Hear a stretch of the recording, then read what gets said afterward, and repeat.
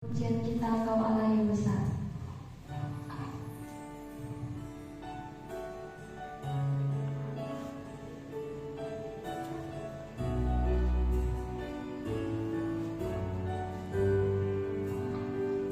Yesus Tuhan, Kau layak dipuji, ditinggikan atas seluruh bumi.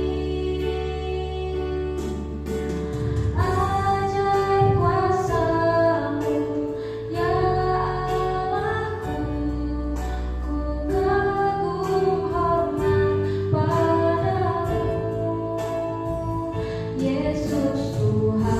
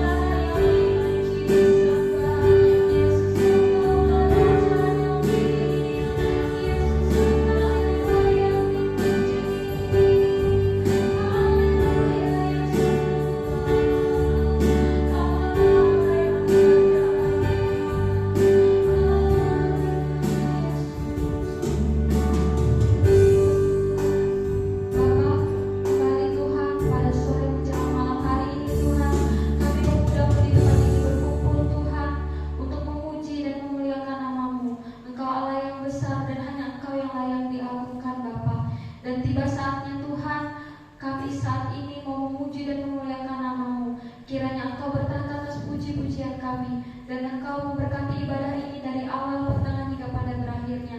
Dan sertai juga Tuhan teman-teman kami yang belum sampai ke tempat ini, kiranya Tuhan menyertai mereka agar sampai di tempat ini dengan selamat. Terima kasih Tuhan. Dan kami tahu ketika kami datang kepada Tuhan ada orang yang tidak senang. Saat ini kami akan tolong hancurkan di dalam nama Yesus. Dan saat ini kami serahkan ibadah ini ke dalam tangan-Mu. Terima kasih Tuhan. Kami berdoa dan mengucap syukur. Haleluya. Amin. Masih tetap lagi berdiri saudara, kita mau angkat pujian kita, Aku Diberi Kuasa.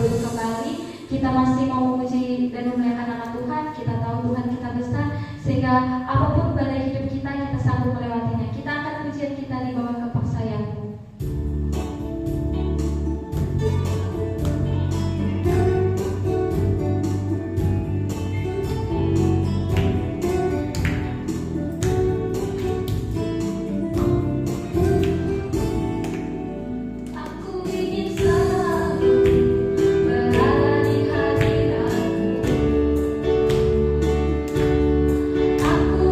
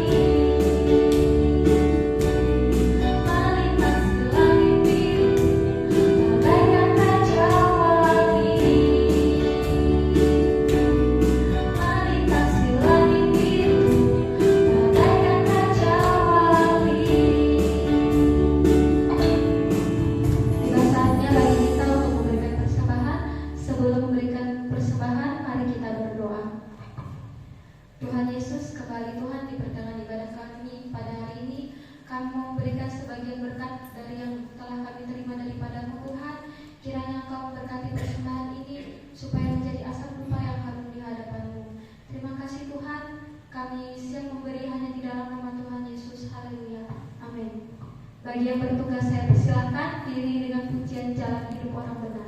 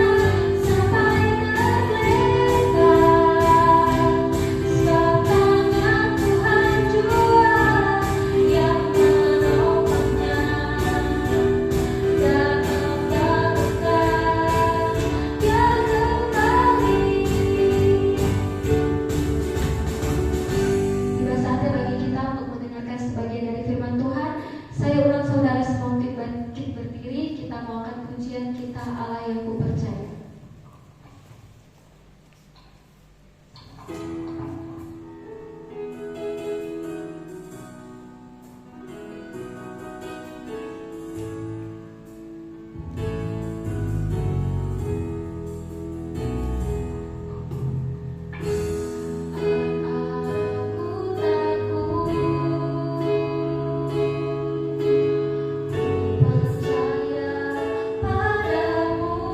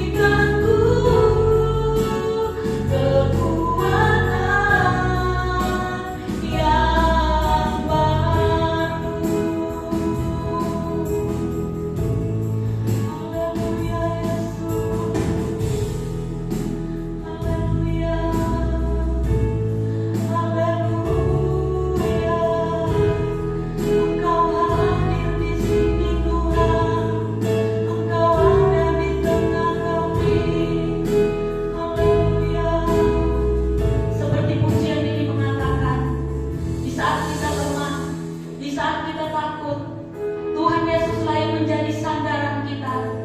Ketika kita tidak punya jawaban dalam hidup kita, Tuhan Yesus selalu ada bersama-sama dengan kita. Dia memberikan kekuatan kepada yang tidak berdaya. Dia menambah semangat kepada orang-orang yang lelah. Tuhan Yesus, biarlah firman-Mu pada malam hari ini Tuhan, siap kami dengarkan Tuhan, dan biarlah hati kami Tuhan menjadi tanah yang subur, yang siap ditabur oleh kebenaran, oleh firman-Mu. Segala roh jahat, roh iblis yang mencoba mencuri firman-Mu daripada kami, di dalam nama Tuhan Yesus kami ikat, kami tengking keluar dari tempat ini di dalam nama Tuhan Yesus. Darah Yesus yang berkuasa membungkus kami, dan biarlah firman Tuhan ini Tuhan menjadi hidup dan berkuasa. Terima kasih Tuhan Yesus, kami siap mendengarkan firman Tuhan. Haleluya, amin. Shalom. Puji nama Tuhan. Pada sore menjelang malam pada hari ini kita akan mendengarkan firman Tuhan. Kalau pada malam hari ini kita ada di sini, itu semua bukan karena kekuatan kita, tapi itu semua karena kebaikan Tuhan dalam hidup kita. Kalau pada saat ini kita semua duduk di dalam bangku dalam gereja ini untuk mendengarkan firman Tuhan, berarti kita adalah orang-orang yang dipilih Tuhan untuk mendengarkan firman Tuhan, untuk memperoleh berkat dan menyalurkan berkat untuk sesama kita. Firman Tuhan adalah kekuatan dalam hidup kita. Ada banyak orang, saudaraku, di luar sana kesulitan dalam membaca Alkitab. Bukan mereka tidak bisa membaca, bukan mereka tidak punya waktu, tetapi mereka tidak punya Alkitab. Mengapa mereka tidak punya Alkitab? Di negara-negara komunis, saudara, Alkitab dilarang beredar. Bahkan orang-orang di sana saking inginnya mereka membaca firman Tuhan, menemukan Tuhan, mereka berbagi sobekan-sobekan firman Tuhan ini. Kita patut bersyukur kalau pada malam hari ini kita ada di dalam gereja ini untuk mendengarkan firman Tuhan. Sebab firman Tuhan adalah sesuatu yang sangat berharga yang patut kita dengarkan. Mungkin kita bertanya-tanya, saya mendengar malam ini, besok sudah lupa. Tetapi firman Tuhan adalah makanan bagi roh kita. Sekali firman itu ditanamkan, maka firman Tuhan itu akan tetap tumbuh dan berkuasa. Saya mau berbagi cerita, saudara, tentang seorang anak Tuhan bernama Hin Pham, seorang Vietnam. Dia ditangkap oleh tentara komunis Vietnam pada tahun 1970-an. Dia disiksa, didoktrin. Pada saat itu dia ditangkap karena dia dicurigai sebagai mata CIA. CIA itu mungkin organisasi penyelidikan di negara luar. Nah, Hin Pham ini adalah seorang anak Tuhan yang taat kepada Tuhan, yang percaya sama Tuhan, yang beriman kepada Tuhan seperti saudara dan saya. Dia disiksa, dia didoktrin. Setiap pagi, siang, sore, malam, orang-orang menyiksa dia dan mengatakan tidak ada Tuhan di muka bumi ini, tidak ada Yesus. Sehingga suatu hari ketika dia disiksa, mungkin pada saat itu dia sedang putus asa. Saking dia disiksanya, sakit. Orang yang disiksa itu sakit ya saudara. Tidak ada yang ketawa-ketawa, pasti sedih, menangis, sakit. Dan ketika dia disiksa, dia merasa putus asa. Sehingga dia berpikir, memang benar, tidak ada Tuhan. Sehingga pada malam hari itu dia memutuskan, mulai malam ini tidak ada Tuhan lagi dalam hidup saya. Dia bilang begitu pada dirinya sendiri sebelum tidur malam.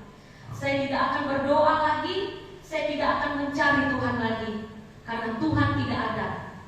Ini tambahan saya. Mungkin kalau Tuhan ada, tidak mungkin dia disiksa. Terkadang seringkali kita sebagai manusia, ketika kita mengalami masalah dan persoalan, kita mau masalah dan persoalan itu cepat selesai, cepat berhenti. Begitu juga dengan Hin Pham ini. saudara, tentara-tentara itu, tentara komunis itu memerintahkan orang-orang yang dihukum, yang ditangkap-tangkap karena percaya Yesus itu, untuk membersihkan kampus. Saudara tahu kampus? WC. Nah, kita tahu saudara, begitu menjijikannya WC pada zaman dulu, tahun 1970-an ini. Kampus yang berbentuk kotak, tidak ada ruangan seperti kita sekarang, tetapi jadi satu. Kotoran itu di mana-mana. Kemudian orang-orang barat tidak seperti kita kan, yang pakai air, mereka memakai tisu. Suatu pagi itu, Himpang disuruh untuk membersihkan WC. Mungkin dalam hatinya dia berontak. Kenapa aku disuruh membersihkan WC? WC yang begitu jorok, yang begitu tidak layak untuk kita masuki. Namun karena itu perintah dari tentara komunis, dia mengerjakannya. Kalau enggak kan dia disiksa. Dia kerjakan itu saudara. Di sore hari kan dia kerjanya dari pagi sampai sore. Di sore hari menjelang selesai pekerjaannya, dia membersihkan tong-tong sampah. Nah, tong-tong sampah itu berisi tisu, bekas kotoran-kotoran. Waktu dia membersihkan, dia melihat secari kertas yang penuh dengan kotoran, saudara. Dia ambil itu kertas, dia perhatikan, oh ini Alkitab. Dengan cepat dia cuci itu Alkitab, dia bersihkan itu Injil, maksudnya kertas, potongan kertas itu, dan dia bawa di dalam kantongnya. Saudara bayangkan, kertas yang begitu kotor, mungkin bau, yang memang bau kan, bau, dimasukkan ke dalam baju. Itu baunya seperti apa? Tapi dia, karena itu adalah firman Tuhan, dia haus akan Tuhan. Sekalipun dia mau menyangkal Tuhan, dia simpan itu Alkitab, Injil, kertas Injil itu di dalam bajunya. Pada malam hari, saudara, sebelum tidur, dia pakai senter lilin lah, pelita pada zaman itu ya. Dia membaca dengan hati-hati. Dia mendapat potongan kertas di Roma 8 ayat 38. Mari kita buka bersama. Roma pasal 8.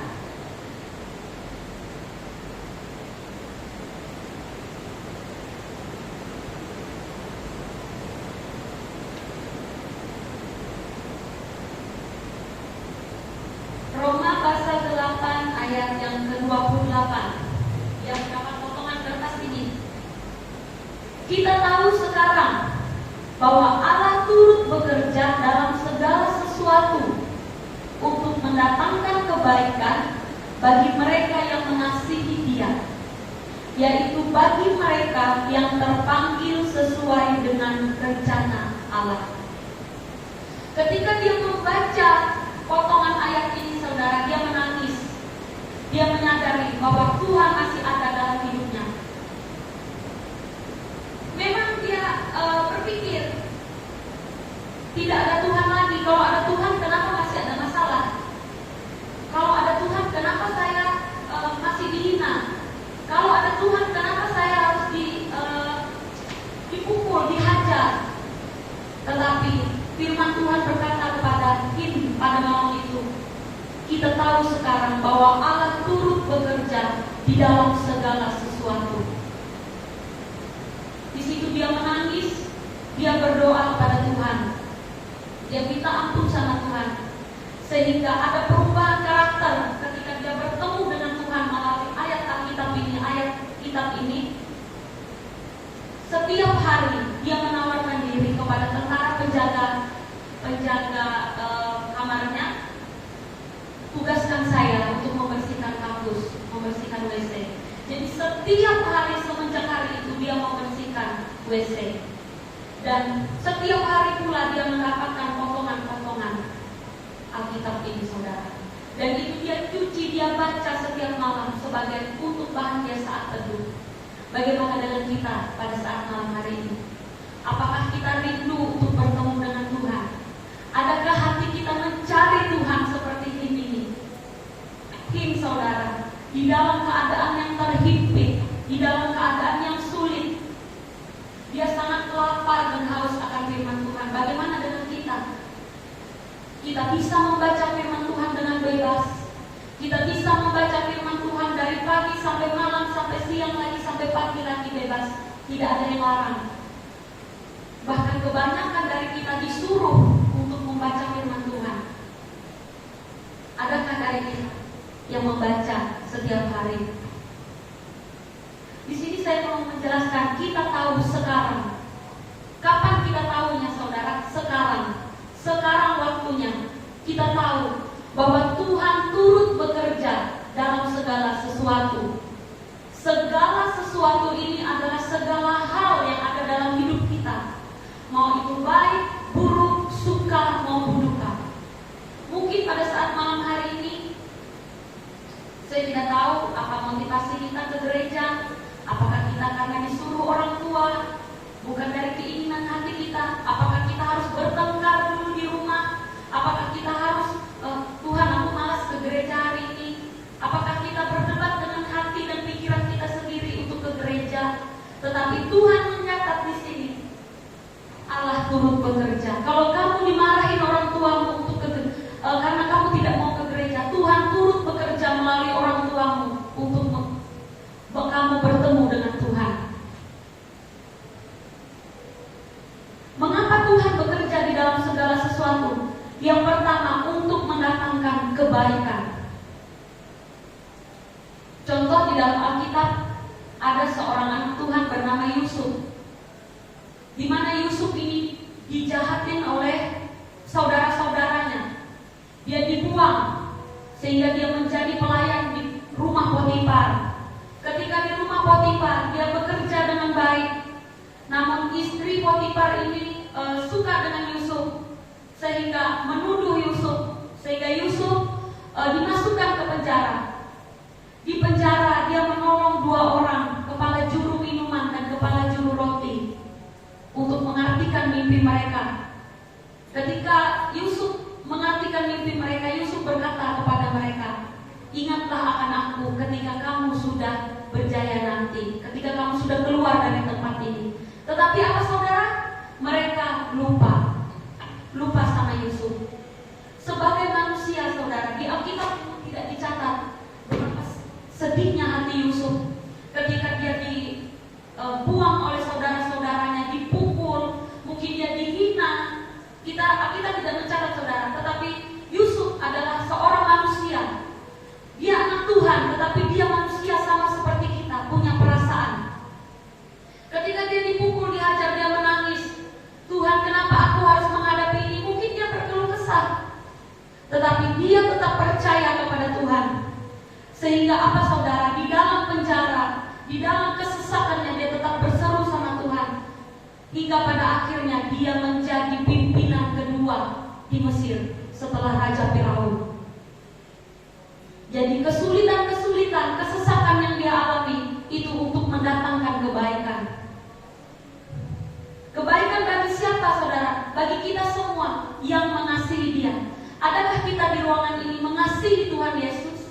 Kalau iya, berarti kita dipanggil oleh Tuhan untuk melayani Tuhan.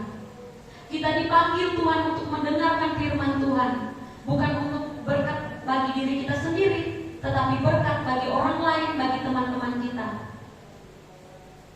Di sini dikatakan untuk mendatangkan kebaikan bagi mereka yang mengasihi Dia, yaitu bagi mereka yang terpanggil sesuai dengan rencana Allah. Setiap kita yang duduk di dalam ruangan ini punya rencana Tuhan. Kalau saudara ada di sini, Tuhan punya rencana atas hidup saudara. Entah saudara melayani, entah saudara menginjil, entah saudara berbuat sesuatu untuk Tuhan. Karena pelayanan itu tidak hanya berdiri di atas mimbar. Karena mimbar ini saudara bukan ajang pertunjukan, tetapi mesbah doa.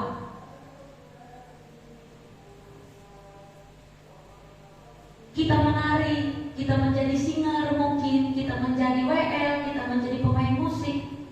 Itu adalah pelayanan. Tetapi ada satu pelayanan yang paling Tuhan suka, adalah membangun mesbah doa.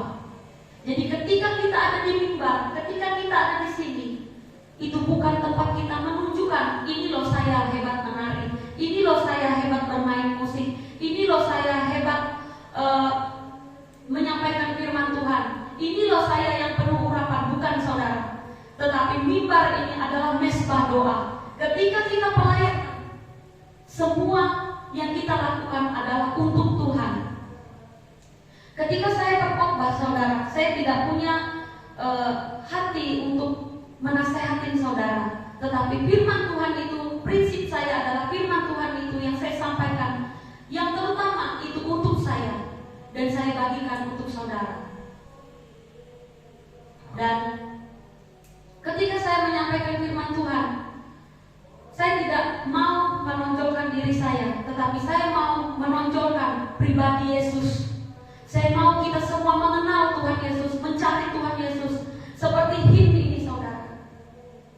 Tidak hanya sebatas kita untuk melayani, tidak hanya sebatas kita untuk datang ke gereja, nyanyi, dengar firman, terus pulang, tetapi ada perubahan karakter dalam hidup kita.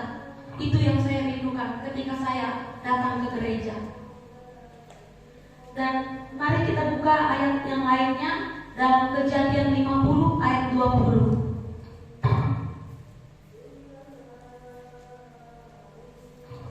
Kalau hari-hari ini kita merasa terjepit oleh masalah, kita merasa insecure atau rendah diri terhadap diri kita, ingat saudara, Tuhan punya rencana atas hidup kita yang tidak bisa digagalkan oleh orang lain.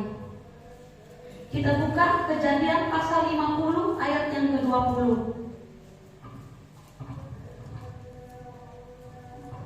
Saya akan bacakan untuk kita semua.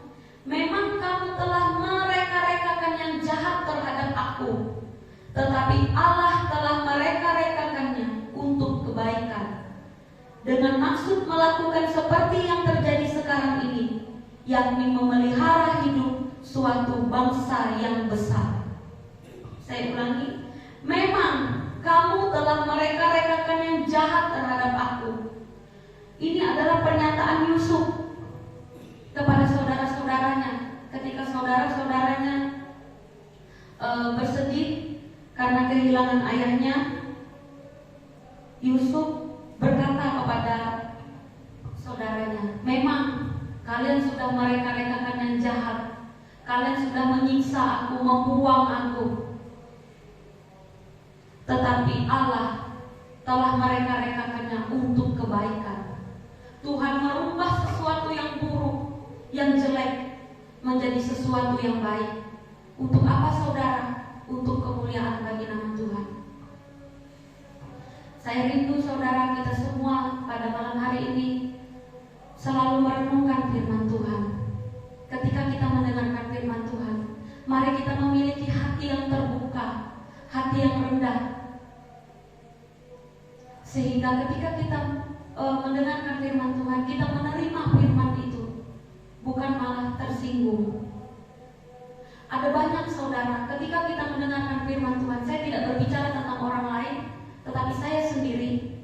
Suatu kali saya mendengarkan firman Tuhan yang disampaikan oleh hamba Tuhan. Kenapa ya? Saya berpikir waktu itu, kok ayat ini sepertinya untuk saya. Sampai rumah saya pikirkan, sampai saya tanya sama suami saya, kenapa ya? Kok sepertinya firman Tuhan itu ngarahnya ke saya ya? Kenapa ya? Ada apa dengan saya? Saya bertanya begitu, saudara. Bukan saya balik, ada apa dengan hamba Tuhan itu? Tidak, saudara. Saya bertanya sama diri saya, ada apa dengan saya? Kenapa firman Tuhan itu sepertinya ditujukan untuk saya? Saya tidak berkata, kenapa hamba Tuhan itu khotbah seperti itu? Kok itu kena ke saya? Itu nyinggung saya, itu gak benar, itu gak pernah, saudara.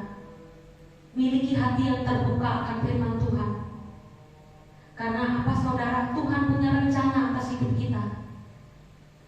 Kalau kita tidak mau dibentuk, kalau kita tidak mau terima firman, maka kita tidak bisa menggenapi rencana Tuhan atas hidup kita. Seperti khotbah saya pada minggu-minggu yang lalu, kita dipanggil untuk melakukan apa yang kudus, bukan apa yang cemar. Kita buka di dalam Mazmur 119. Begitu pentingnya firman Tuhan ini dalam hidup kita.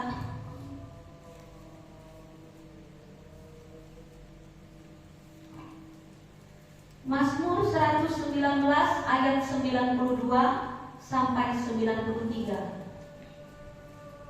Ini adalah curahan hati Raja Daud, seorang raja yang benar di mata Tuhan. Saya akan bacakan. Sekiranya Tauratmu tidak menjadi kegemaranku, maka aku telah binasa dalam sengsaraku. Kalau firman Tuhan tidak menjadi kesukaan kita, kalau kita mendengarkan firman Tuhan lalu kita tersinggung, maka kita tenggelam di dalam kesengsaraan. Kita binasa. Binasa itu saudara tidak hanya mati secara fisik, tetapi mati secara rohani. Mati kekal untuk selama-lamanya. Taurat Tuhan harus menjadi kegemaran kita. Supaya apa saudara? Supaya kita tidak binasa di dalam kesengsaraan kita. Ayat 93, untuk selama-lamanya aku tidak melupakan titah-titahmu, sebab dengan itu engkau menghidupkan aku. Dengan firman Tuhan kita hidup. Dengan firman Tuhan kita yang sakit disembuhkan. Ada banyak saudara ketika anak-anak Tuhan mendengar firman Tuhan, mungkin ketika dia datang dari rumah ke gereja ikut ibadah, mungkin dia di dalam kondisi hati yang sedih. Ada masalah yang begitu menghimpit hidupnya sehingga dia tidak tahu harus berbuat apa-apa. Ada yang mungkin sakit, tetapi ketika dia mendengar firman Tuhan, dia merasa lega. Dia merasa ada jalan keluar, sekalipun dia belum melihat masalahnya selesai. Tetapi itulah firman Tuhan dalam hidup kita. Yang sakit bisa sembuh saat mendengar firman Tuhan, karena firman Tuhan itu berkuasa menghidupkan kita. Dan kesimpulan dari firman Tuhan yang saya sampaikan malam hari ini adalah, mari kita menjadi seorang anak Tuhan seperti Himpa dan seperti Yusuf, yang di dalam kesesakannya dia bergantung kepada firman Tuhan. Dia mencari Tuhan. Dia bersandar kepada Tuhan. Dia tidak menyalahkan orang lain. Ketika dia mendengarkan firman Tuhan, mungkin firman itu merujuk kepada hatinya, kepada masalahnya. Dia tidak menyalahkan orang lain. Dia tidak menyalahkan hamba Tuhan yang menyampaikan. Tetapi dia mengoreksi dirinya, sehingga ada perubahan hidup, perubahan karakter. Mari kita menjadi tanah-tanah yang subur, yang mau ditabur oleh firman Tuhan. Karena sekali lagi saudara, firman Tuhan adalah kekuatan dalam hidup kita. Amin buat firman Tuhan. Waktu selanjutnya saya serahkan kepada Kakak Agus.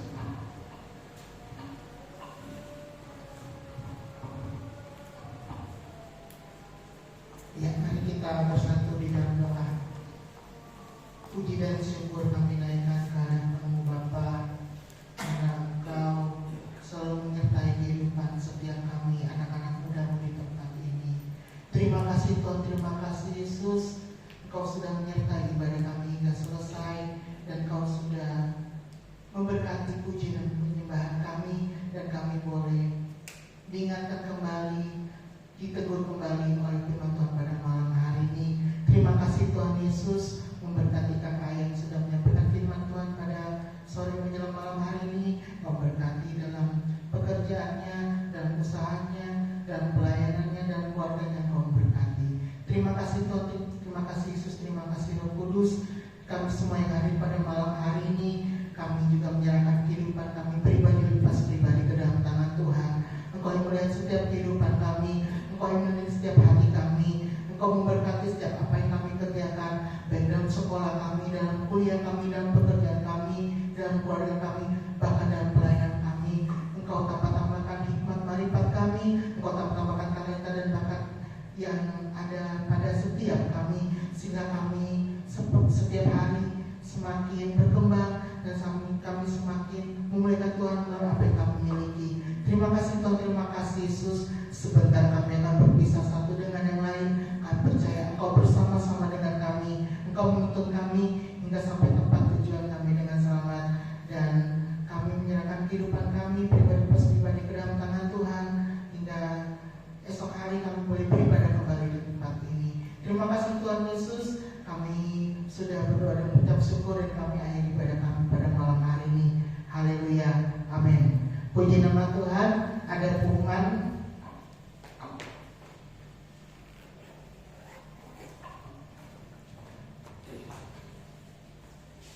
Untuk jadwal yang baru ada di grup dan ada di belakang, bisa dilihat. Untuk iuran bisa langsung ke Kakak Maria setelah ibadah ini. Dan ini ada undangan dari pengurus DPA wilayah Kobar, Lamandau dan Sukamara.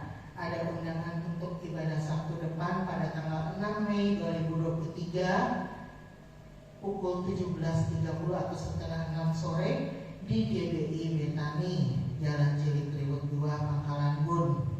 Ada ibadah KKR yang dilayani oleh Pastor Simon Irianto Deptex